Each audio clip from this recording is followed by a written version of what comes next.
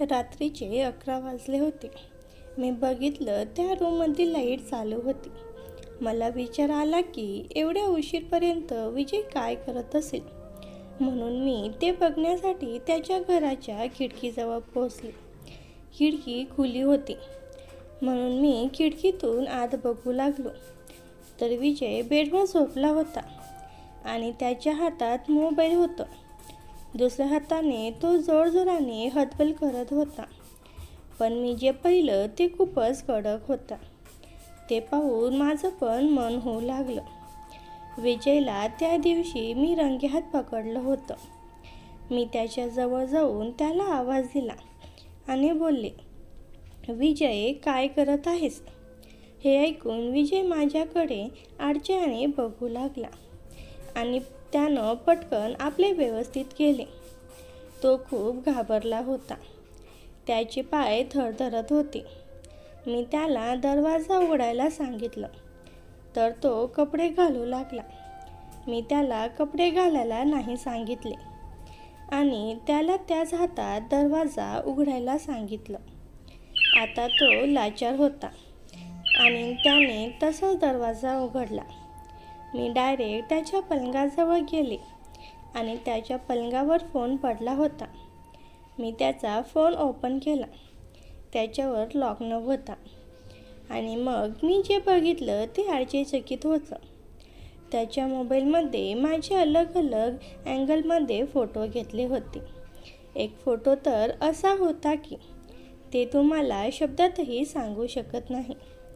त्याने असे फोटो कधी काढले हे मलाही अंदाजा नव्हता. तो लगेच दरवाजाकडे गेला आणि आतून कडी लावून त्याने माझ्यासोबत जे काही केलं ते मी शब्दातही सांगू शकत नाही. नमस्कार मित्रांनो, माझं नाव सोनम. माझं वय 35 वर्ष आहे आणि मी खूप संस्कारी स्त्री आहे आणि मी दिसायला खूपच सुंदर आहे. मी कॉलेजला असताना सगळे मूल माझ्या पाठमोऱ्या बाजूला खूप घाबरायचे आणि आता पण बाहेर गेल्यावर ते झालं आहे. ही कथा 6 महिने आधीची आहे. मागच्या वर्षी आमच्या घरातला नोकर नोकरी सोडून गेला होता. मग माझ्या नवऱ्याने पेपरमध्ये जाहिरात दिली. खूप लोक नोकरीसाठी आले. त्या लोकांना भेटल्यानंतर माझ्या नवऱ्याला एक 20 वर्षाचा मुलगा आवडला. तो 3 वर्षापासून हे काम करत होता. तो किचन साफ ठेवायचा आणि कपडेही चांगल्या रीतीने धुवायचा. घरातलं सगळं काम तो करायचा. एकदा मी माझ्या नवऱ्याला विचारलं की एवढ्या लहान मुलाला कामाला का लावलं, ते योग्य आहे का? तर माझ्या नवऱ्याने मला सांगितलं की लहान मुलगा आहे, जे काम सांगशील ते तो पटकन करून घेईल. पण त्याला कुठे माहिती होतं की हा मुलगा त्याचीच पत्नी सोबत. मित्रांनो, माझ्या नवऱ्याचं वय 45 वर्ष होतं आणि ते वयाच्या आधीच म्हातारे होऊ लागले होते. ते पूर्ण दिवस कामात बिझी राहायचे आणि घरात एवढी सुंदर पत्नी असून सुद्धा त्यांचं माझ्याकडे लक्ष नव्हतं. आमचं लग्न झालं तेव्हा आम्ही एकमेकांवर खूप प्रेम करायचो. पण ते प्रेम हळूहळू कमी होऊ लागलं आणि आता तर एवढं कमी होत गेलं होतं की आम्ही महिन्यातून फक्त एकदाच करायचो.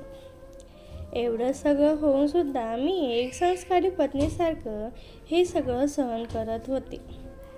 दुसऱ्या कोणत्या माणसाकडे बघत पण नव्हते.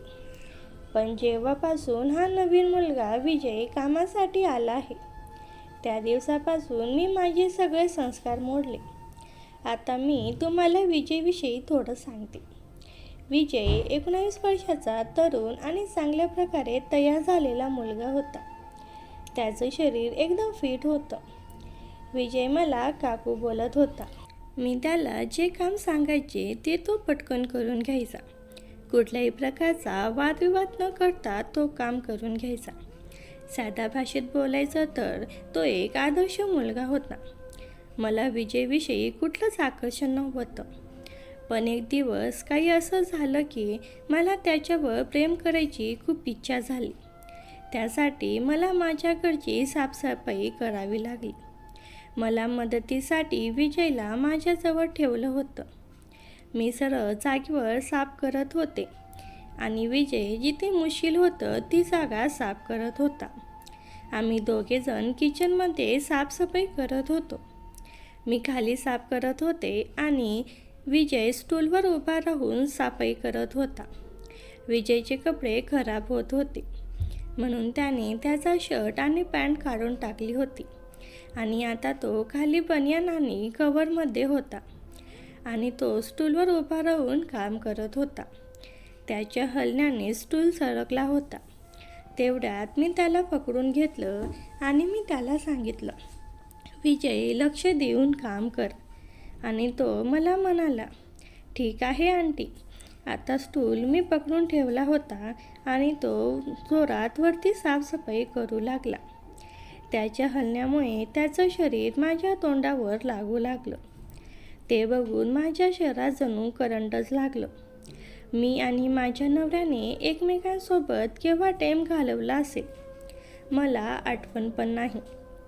मला आता विजयसोबत प्रेम करायचं मन होऊ लागलं आणि माझ्या तोंडावर एक पाण्याचा थेंब पडला. मी वरती बघितलं तर विजयच्या शरीरामधून घामाचा टिपका पडला होता. त्यानंतर मी विजयवर माझ्या शरीराची जादू चालवण्याचं सुरू केलं. माझा श्वास एकदम अडकला. इतक्या जवळ एकदम तरुण ताजं शरीर आणि मी एक विवाहित पण एकटी पडलेली स्त्री. तो वर पोचण्यासाठी हात उंचावर ताणून उभा राहिला आणि स्टूल हलकंसं डुगटलं. मी दचकले आणि पटकन त्याच्या कमरेला हात घालून पकडलं. त्या क्षणी माझ्या बोटांच्या टोकाने त्याच्या त्वचेची ऊब अनुभवली. माझं हृदय धडधडू लागलं. मी हळू आवाजात कुजबुजले, विजय लक्ष देऊन काम कर. तो खाली वाकून माझ्या डोळ्यात पाहिला. निरागस हसत म्हणाला, ठीक आहे काकू, काळजी करू नका. मी स्टूल घट्ट पकडून उभी होते आणि तो पुन्हा वर कामाला लागला. पण आता प्रत्येक क्षणी त्याचं घामाने ओलं झालेलं अंग माझ्या चेहऱ्याला, कधी कपाळाला, कधी गालाला स्पर्शून जात होतं. जणू एखादं अदृश्य स्पर्शाचं वाद्य सतत माझ्या अंगावर वाजत होतं. माझ्या अंगावर काटा आला. क्षणभर मी भान हरपून त्याच्या पाठीकडे पाहत राहिले. मजबूत खांदे, घामाने झगमगणारी मान, हालचालींनी उठणारे स्नायू. मी स्त्री असूनही आतापर्यंत असं आकर्षण कधी जाणवलं नव्हतं. मी नकळत माझ्या हाताने मानेवरून केस कानाला गेले. कदाचित त्याच्या नजरेत माझं रूप उतरावं या अपेक्षेने. तेवढ्यात माझ्या तोंडावर एक थेंब पडला. मी वर पाहिलं. विजयच्या कपाळावरून ओघवणारा घामाचा थेंब माझ्या ओठांचा जवळ उतरला होता. तो क्षण जणू थांबून राहिला. माझे डोळे त्याच्या चेहऱ्यावर घेऊन गेले. त्याने कसलीही जाणीव न ठेवता पुन्हा वर हात फिरवला. पण माझं मन मात्र धडधडू लागलं. माझ्या मनात विचार आला, शेवटचं मी आणि माझ्या नवऱ्याने असं एकमेकांना जवळ घेतलं होतं तेव्हा. आठवण करूनही काही आठवलं नाही. ते जाणवताच माझ्या डोळ्यात पाणी आलं. पण पुढच्या क्षणी विजेच्या जवळीकाराने ते पाणी वितळलं आणि मनात नवा ज्वार उसळला. त्या छोट्याशा घामाच्या थेंबाने जणू माझं अंग पेटलं. मी हलके स्टूल पकडून पुढे सरकले. त्याच्या शरीराच्या अधिक जवळ. माझ्या चेहऱ्याजवळून त्याच्या छातीचा सुगंध येत होता. साबणाचा हलका गंध आणि तरुणाईचा ताजेपणा. त्या सुगंधाने माझे श्वास जड झाले. मी स्वतःला थांबवू शकत नव्हते. नकळत माझ्या मनाने हरवून टाकलं. आता मला विजयकडे माझ्या स्त्रीवाची जादू दाखवायची होती. त्याच्या निष्पाट डोळ्यात मला हळूहळू एक वेगळं भाव दिसू लागलं होतं. जणू तोही जाणवत होता माझ्या मनातला रिकामा कोपरा, जो वर्षानुवर्ष कोरडा होता. तो आता हळूहळू त्याच्या उपस्थितीने भरू लागला. आता किचनमध्ये वारंवार मी त्याच्या जवळ जाण्याचा प्रयत्न करू लागले आणि त्याला स्पर्श करायला लागले. मी त्याला वेगवेगळ्या प्रकारच्या अंगाच्या स्पर्श करत होते, जेणेकरून तो माझ्या रूपाच्या जाळ्यात फसून जाईल. मी खूप प्रयत्न करत होते, पण मी त्याच्या डोळ्यामध्ये माझ्यासाठी प्रेम बघू शकत नव्हते. सुरुवातीला मी थोडी नाराज झाले. मला असं वाटू लागलं की माझ्यात आता ती गोष्ट नाही. पण मग मी विचार केला की मी एवढ्या लवकर त्याला सोडू शकणार नाही. मग त्या दिवशी घरात कुणीच नव्हतं. हवं ते एक वेगळी शांतता पसरली होती. मी अंघोळीला बाथरूममध्ये गेले, पण जाणून बुजून कपडे बाहेर पलंगावर टांगून पाण्याचा गारवा अंगावर येत होता. साबणाचा सुगंध हवेत दळवत होता. माझ्या मनात आधीपासून एक विचार होता, विजयला माझ्याजवळ खेचून घ्यायचं. मी थोड्या वेळाने मोठ्या आवाजात हाक मारली, विजय, ऐकतोस का? मी कपडे घेण्याचं विसरले. प्लीज कपडे घेऊन देशील का? क्षणभर शांतता पसरली. नंतर त्याचा आवाज आला, कुठे आहेत काकू? मी थोडं हसत म्हणाले, टेबलावर ठेवले आहेत, आणून दे जरा. तो म्हणाला, ठीक आहे काकू. तो माझ्या टेबलाकडे गेला आणि कपडे हातात उचलून घेतला, पण त्यातून माझी कवर खाली पडली. तो पाहून तो चकित झाला. थोड्या वेळात तो कपडे हातात घेऊन बाथरूमच्या बाहेर उभा राहिला. माझं अंग पूर्ण भिजलं होतं. पानांच्या दारांनी माझं शरीर चमकत होतं. मी मुद्दाम चेहऱ्यावर साबण लावला. डोळ्यात थोडा गेला म्हणून मला काही दिसत नव्हतं. त्या क्षणी मी बाथरूमचा दरवाजा अर्धवट उघडला.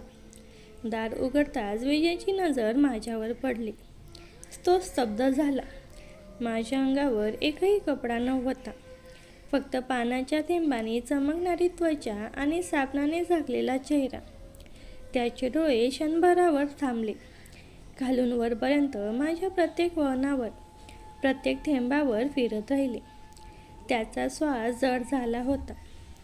मी अजूनही डोळे चोळत होते आणि त्याला न दिसल्यामुळे अगदी निर्धास्तपणे उभी राहिले होते. मला जाणवत होतं की त्याची नजर माझ्या अंगावरून हटतच नव्हती. मी हळूच म्हणाले, विजय, माझे कपडे कुठे आहेत? तो दचकला, जणू स्वप्नातून जागा झाला. पटकन कपडे पुढे करत म्हणाला, हा काकू घ्या. मी हसून त्याचे कपडे हातातून घेतले आणि म्हणाले, थँक्यू विजय. दार हलकेच बंद केलं, पण आत आल्यावर माझं मन प्रचंड हलायला लागलं. मी आरशात स्वतःकडे पाहिलं. माझ्या ओल्या केसावरून पाणी टपकत होतं. मनात एक गुप्त आनंद उसळला. मी याच्यापेक्षा जास्त तुला अजून काय दाखवू शकते? स्वतःचीच हळूच म्हणाले, आज मी तुला पूर्णपणे माझ्या जाळ्यात ओढलं आहे विजय, आणि आता तू नक्की सुटणार नाहीस. त्या क्षणी मला खात्री पटली होती. विजयच्या डोळ्यातली ती भूक, तो तृप्त न होणारा कटाक्ष, ते सगळं स्पष्ट सांगून जात होतं की तो आता माझ्या मोहातून बाहेर पडणार नाही. आणि मग माझ्या मनात जे विचार आधीपासून रुजले होते तेच प्रत्यक्षात घडायला सुरुवात झाली. दार बंद झालं, पण विजय अजून बाहेर येऊन हलला नव्हता. माझं मन जाणवत होतं त्याची नजर अजूनही त्या क्षणात अडकली आहे. पण विचार मात्र विजयवरच होतं. मी ओले केस खांद्यावर टाकले आणि आरशात पाहताना स्वतःचीच हलकंसं हसले. विजय, तुझ्या डोळ्यातली भूक स्पष्ट पाहिली. आता तू मला विसरू शकणार नाहीस. बाहेर विजय हळूहळू मागे वळला, पण त्याच्या चेहऱ्यावर अजूनही गोंधळ आणि थोडं अपराधीपण दिसत होतं. त्याचवेळी मनात काहीतरी नवीन उमलत होतं. त्याला आठवत होतं, ओल्या अंगाने, निखळ रूपाने मी त्याच्यासमोर उभी होते आणि त्याला काही बोलायचा शब्द सापडले नव्हते. मी कपडे घालून बाहेर आले तर तो अजूनही हॉलमध्ये थांबलेला होता. त्याचे डोळे माझ्या चेहऱ्याकडे होते, पण त्याच्या नजरेत एक गुप्त चमक दडली होती. मी त्याच्याकडे हसून म्हणाले, काय झालं विजय, एवढा शांत का? तो थोडं घाबरून म्हणाला, नाही काकू, काही नाही. फक्त तुम्ही वेगळ्या दिसत होत्या आज. मी नकळत जवळ गेले. थोडंसं हसत त्याच्याकडे पाहिलं. वेगळं कसं? तो लगेच काही बोलला नाही. पण त्याच्या नजरेतलं उत्तर मला समजलं होतं. त्याने काही शब्द न वापरता माझ्या मनातलं सत्य उघड केलं होतं. त्या क्षणी आमच्यातलं अंतर खूपच कमी झालं होतं. आम्ही दोघं काहीच बोलत नव्हतो, फक्त एकमेकांच्या डोळ्यात पाहत होतो. त्यांच्या नजरेत आदरही होता, आकर्षणही होतं आणि माझ्या डोळ्यात एक गुप्त आमंत्रण. तो थोडा मागे सरकला आणि कुजबुजला, काकू, मी आता खोली जातो. मी त्याला हसून मान हलवली, पण माझ्या मनातलं समाधान शब्दात मावत नव्हतं. त्याचा संकोच, त्याची भूक आणि माझा खेळ सगळं अगदी माझ्या मनासारखं झालं होतं. त्या दिवशी माझा नवरा ऑफिसला गेला होता. घरात फक्त मी आणि विजय होतो. माझं मन आधीपासूनच ठरवून बसलं होतं की आज मी त्याला माझ्या मोहात आणायचं. मी विजयला आवाज दिला, विजय, इकडे ये जरा. तो हॉलमधून धावत आला. काय झालं? मी पलंगावर बसले होते. माझ्या पायाला हात लावून जणू काहीतरी दुखतंय असा भाव चेहऱ्यावर आणला. मी हलक्या आवाजात म्हणाले, विजय, कालपासून माझ्या पायाला खूप मोच भरली आहे. चालतानाही त्रास होतोय. थोडं तेल लावून मालिश करून देशील का? तो सुरुवातीला थोडा गोंधळला, पण लगेच होकार देत मान हलवली. हो काकू, द्या, मी करतो. मी छोट्याशा बादलीतलं तेल त्याच्या हातात दिलं. विजय खाली बसला, बाटली उघडली आणि माझ्या पायावर हलकेच हात फिरवला. त्याच्या बोटाचा तो पहिला स्पर्श जाणवताच माझ्या अंगावर शहारे उठले. त्याचे हात कोवळे होते, पण त्यात एक वेगळीच ऊब होती. मी शांतपणे त्याच्याकडे पाहत होते आणि तो मात्र नजरेला टाळत एकाग्रतेने पाय चोळत होता. हळूहळू मी माझी साडी थोडी बाजूला केली, गुडघ्यापर्यंत. आता माझे पाय पूर्णपणे त्याच्या हातात होते. विजय थोडा दचकल्यासारखा झाला, पण तो काही न बोलता चोळत राहिला. त्याच्या चेहऱ्यावरचा घाम मला दिसत होता. मी त्याच्या मनात काय सुरू आहे ते ओळखत होते. म्हणूनच नकळत मी साडी अजून थोडी वर केली, हळूहळू मांडीपर्यंत. आता त्याचे हातपाय चोळत होते, पण त्याचे डोळे मात्र अनावर होऊन माझ्या उघड्या मांडीकडे वळले. त्याने लगेच नजरेला आटोक्यात आणायचा प्रयत्न केला, पण डोळ्यातला चमकाठी मी पकडलीच. मी हलक्या आवाजात हसून म्हणालो, काय झालं विजय, थकलास का? तो पटकन म्हणाला, नाही काकू, काही नाही. मी त्याच्याकडे पाहिलं. माझ्या ओठांवर हलकंसं हसू आणि डोळ्यात एक गुप्त खेळ. विजय आता गप्प होता, पण त्याचे हातपाय चोळताना थोडे थरथरत होते.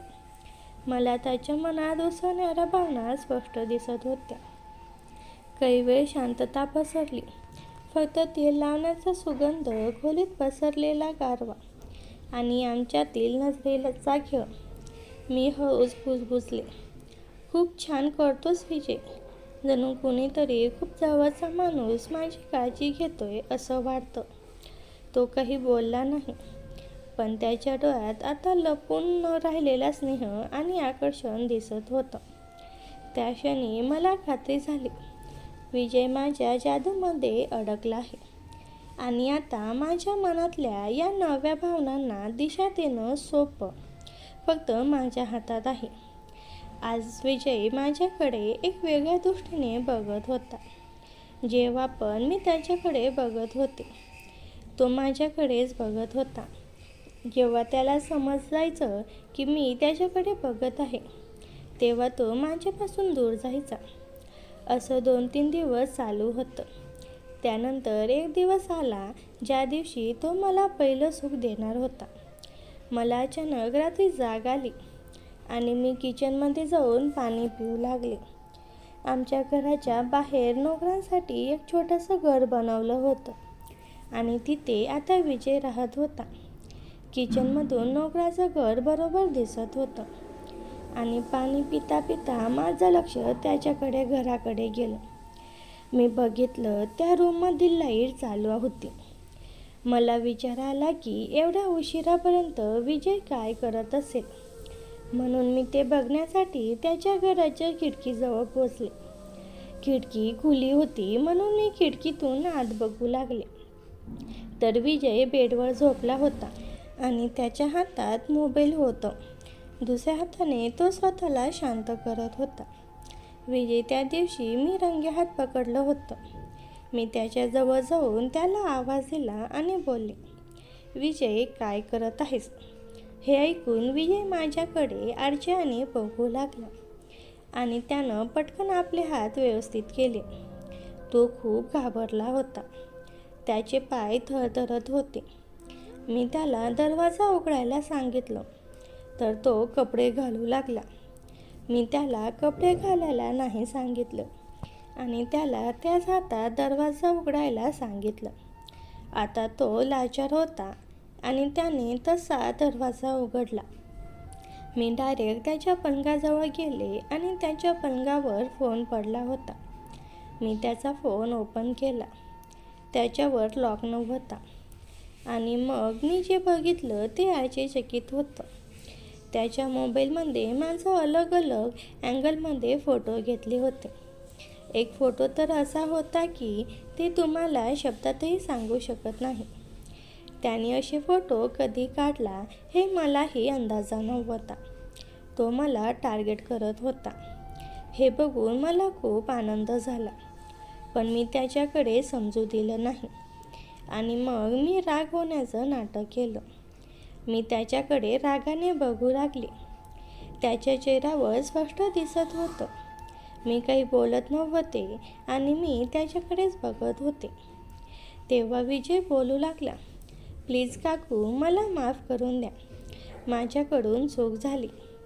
मी त्याला बोलू लागले, तुझी खराब नजर आहे माझ्यावर. विजय बोलू लागला, नाही, मी कधी तुमच्याविषयी खरा विचार केला नाही. तुम्ही एवढ्या सुंदर आहात की तुमचा विचार करून माझी गाडी खूप जोरात होते आणि मला खूप मजा येते. मी कधी तुमच्यासोबत काही करायचा विचार केला नाही आणि तुम्हाला स्पर्श करण्याचा पण प्रयत्न केला नाही. हे ऐकून मी त्याच्याजवळ गेले आणि बोलले, हा मी विचार करत आहे, तू माझ्यासोबत हे सगळं कर, मला स्पर्श कर. माझे हे शब्द ऐकून त्याला खूप आनंद झाला. त्याच्या नजरेतून मला हे जाणवत होतं की त्याला हे सगळं करण्याची आतुरता लागली होती. विजय माझ्या शब्दाने पूर्णपणे थक्क झाला होता. त्याच्या डोळ्यात एकाच वेळी भीती, संकोच आणि अनावर आनंद चमकत होता. मी त्याच्या अगदी जवळ उभी होती, इतकी जवळ की त्याचा श्वास माझ्या गालांवर हलकेच लागून जात होता. खोली शांतता पसरली होती. फक्त आमच्या हृदयाची ठोके ऐकू येत होते. मी मुद्दाम त्याच्याकडे नजर रोखून पाहत राहिले. माझ्या डोळ्याचं आमंत्रण त्याला स्पष्ट जाणवत होतं. त्याने थरथरत्या आवाजात कुजबुज केलं, काकू, तुम्ही खरंच असं म्हणताय? मी हसत त्यांच्या चेहऱ्यावर नजर फिरवली आणि हळू आवाजात उत्तर दिलं, हो विजय, जे मी म्हणाले तेच खरं आहे. तू माझ्याबद्दल जे विचार करतोस ना, ते आता मी जाणून घेतलं आहे आणि मला ते आवडतं. विजयचा श्वास आणखी जोरात झाला. त्याचे हात अजूनही गुडघ्यांवर घट्ट दाबले होते. मी त्याच्याजवळ आणखी सरकले आणि माझ्या केसांच्या एका पटा त्याच्या गालावर हलक्या स्पर्शाने फिरवली. त्या एका स्पर्शाने त्याच्या अंगभर शहारे उठले. तो अजूनही काही बोलू शकत नव्हता. त्याच्या डोळ्यात हजारो प्रश्न होते, पण त्याच्या ओठांवरून शब्द फुटत नव्हते. मी त्याच्या हातावर माझा हात ठेवला आणि हलकेच दाबत म्हणाले, घाबरू नकोस, मी तुला काही चुकीचं करायला भाग पाडणार नाही. पण आज तू मला जरा वेगळ्या दृष्टीने बघ. जशी नजर तू माझ्या फोटोमध्ये ठेवली होतीस तशी नजर समोर ठेव. हे ऐकताच विजयने थोडं धैर्य ऐकवलं. त्याने थरथरत्या नजरेने माझ्याकडे पाहिलं. त्याच्या डोळ्यातला तो लपवलेला मोह आता उघड झाला होता. मी नकळत साडीचा पदर थोडा बाजूला सारला ज्यामुळे माझा गळा आणि खांद्याचा भाग अधिक खुलून दिसत लागला. विजयचे डोळे तिथे जडले. मी हसून विचारलं, काय रे विजय, आता तरी सांगशील का, इतके फोटो का काढलेस माझे? तो थोडा ओशावून म्हणाला, काकू, मला काही कळत नव्हतं. तुम्ही दिसलात की मनात नियंत्रण सुटायचं, म्हणून नकळत फोटो घेतले. मी त्याच्याजवळ आणखी झुकले. त्याच्या कानाजवळ हलक्या आवाजात कुजबुजले, आणि ते फोटो बघून काय करायचं? विजयचा चेहरा लाल झाला. त्याने नजर खाली घातली. माझ्या प्रश्नाने त्याचं संकोच आणखी वाढलं, पण त्याचवेळी माझं मन माझ्या मोहात अडकलं होतं. मी त्याला हळूच हनुवटीला हात लावून वर बघायला लावलं. त्याच्या डोळ्यात आता मी फक्त माझं प्रतिबंध पाहत होते. भूक, ओढ आणि संकोच सगळं एकाच वेळी. मी त्याला म्हणाले, विजय, मी तुला थांबवणार नाही आता. जे तुझ्या मनात आहे ना, ते मला कळू दे. त्या रात्री मी विजयसमोर उभी होते. त्याच्या डोळ्यात भीती, अपराधीपणा आणि त्याचवेळी माझ्याविषयी दडपलेलं आकर्षण दिसत होतं. मी त्याला मुद्दाम शांतपणे म्हणाले, विजय, तुला खरंच माझ्याविषयी असं वाटलं का? त्याने लागच गोंधळून मान खाली घातली. त्याच्या चेहऱ्यावर घामांच्या थेंबांनी ओलसरपणा आणला होता. मी त्याच्याजवळ आणखी एक पाऊल टाकलं. माझा श्वास त्याच्या चेहऱ्यावर जाणवू लागला. त्याने थोडं वर बघितलं आणि आमचे डोळे भिडले. त्या क्षणी वातावरणात जणू काहीतरी वेगळं जादू होत होतं आणि वेळ थांबली होती. मी माझा हात पुढे केला आणि त्याच्या गालावर हळूवार फिरवला. त्याच्या अंगातून एक शिरशिरी गेली. तो थोडा मागे सरकू लागला, पण मीच त्याला पकडून जवळ खेचलं. माझ्या आवाजात हलकासा कंपन होता. पळायचं नाही विजय, आज मला तुझ्या डोळ्यातलं खरं पाहायचं आहे. तो निशब्द झाला. तो खूप घाबरला होता. मी हळूहळू माझी बोट त्याच्या हातावर ठेवली. त्याचा हात थरथरत होता. मी त्याला पकडून माझ्या कमरेवर ठेवला. त्याच्या बोटांनी अनायासे घट्ट होतंय तसं मला जाणवलं. खोलीत फक्त शांतता आणि आमचा श्वासांचा आवाज होता. खिडकीतून येणाऱ्या मंद चंद्रप्रकाशाने वातावरण अजून मोहक केलं होतं. हळूहळू मी पलंगाच्या काठावर बसले आणि त्याला माझ्याजवळ बसायला इशारा केला. तो थोडासा संकोचत होता, पण माझ्या डोळ्यामध्ये ओढ पाहून शेवटी आला. मी साडी थोडीशी नीट करत त्याला म्हणाले, विजय, तुझ्या डोळ्यामध्ये जेवढं प्रेम आहे ते मी आज अनुभवायचं आहे. त्याचे हात आता माझ्या पायांवर ठेवले गेले. माझ्या अंगातून एक गारवा आणि उबदारपणा दोन्ही मिसळले. मी हळूच डोळे मिटले. त्याच्या बोटाचा स्पर्श जणू माझ्या अंगात लाटांसारखा पसरत होता. क्षणोक्षणी आम्ही एकमेकांच्या जवळ येत होतो. तो हळूहळू माझ्या केसांमध्ये बोट फिरवू लागला. माझा श्वास वेगाने चालू लागला. मी त्याच्या छातीवर हात ठेवला आणि त्या धडधडणाऱ्या हृदयाची धडधड ऐकली. जणू ते हृदय मला सांगत होतं, मी फक्त तुझ्यासाठी धडधडतंय. मी डोळे उघडून त्याच्याकडे पाहिलं. त्याच्या ओठांवर हलकंसं थरथरणारं स्मित होतं. माझ्या डोळ्यातला परवानगीची वाट पाहत तो थांबला होता. मी नकळत डोकं त्याच्या खांद्यावर टेकवलं आणि अलगद कुजबुजले, आज मला तुझ्या मिठीत विरून जायचं आहे विजय. तो शब्द ऐकून विजयने मला जवळ घेतलं. आमच्या दोघांच्या शरीरातील उष्णता मिसळली. आमचे श्वास एकमेकात गुंतले. बाहेर वारा वाहत होता, पण त्या क्षणी खोलीत फल आमच्या धडधडत्या हृदयांचा आणि आतुर श्वासांचा आवाज भरला होता. क्षणाक्षणाने तो माझ्या अधिक जवळ येत होता. प्रत्येक स्पर्शातून, प्रत्येक नजरेतून आम्ही दोघं जणू एकमेकात हरवत चाललो होतो. ती रात्र एक वेगळीच होती. फक्त रोमांस, उत्कृष्टता आणि अधुरसं नातं पूर्णत्वाकडे झुकत होते. त्या क्षणी विजय मला मिठीत घेत होता. माझं डोकं त्याच्या खांद्यावर टेकलेलं होतं आणि त्याचा श्वास माझ्या मानेवर हलकासा लागत होता. माझं शरीर त्या उष्णतेने जणू थरथरत होतं. मी त्याच्याकडे डोळे उघडून पाहिलं. त्या डोळ्यात इतकी ओढ, इतकी प्रामाणिकता, इच्छा दिसत होती की माझं मन पूर्णपणे हरवून गेलं. मी हळूच त्याच्या गालावर हात ठेवला. माझ्या बोटाने त्याचा गाल अलगद फिरवला आणि तो डोळे मिटून माझा स्पर्शाचा आस्वाद घेऊ लागला. मला जाणवलं की त्याच्या प्रत्येक श्वासात माझ्याविषयी किती तीव्र भावना आहेत. हळूहळू त्याने माझा हात पकडला आणि आपल्या छातीवर ठेवला. त्याच्या हृदयाची धडधड इतकी जोरात चालू होती की मला स्पष्ट ऐकू येत होती. मी हलक्या हसत कुजबुजले, विजय, तुझं हृदय माझ्यासाठी धडधडतंय का? तो थोडा लाजला, पण नजरेतली ओढ लपवू शकला नाही. अलगद म्हणाला, हो काकू, खूप दिवसापासून माझ्या मनात हेच आहे, पण कधी धाडस केलं नाही. त्याचा आवाज थरथरत होता. मी त्याला जवळ ओढलं आणि म्हणाले, आज धाडस कर, मी थांबवणार नाही. हे ऐकताच विजयच्या नजरेतला संकोचात रूपांतर एक तीव्र रोमॅन्टिकतेत झालं. त्याने हळूवार माझ्या केसातून हात फिरवला. माझे केस खांद्यावरून खाली सांडले आणि त्याने त्या केसाचा गंध घेत डोळे मिटले. मी स्वतःलाही आवरू शकले नाही. मी त्याच्या गालावरून हात सरकवत त्याच्या मानेवर नेला. त्याचा श्वास माझ्या चेहऱ्यावर उष्णतेने लागत होता. आम्ही दोघं नकळत एकमेकांकडे झुकलो.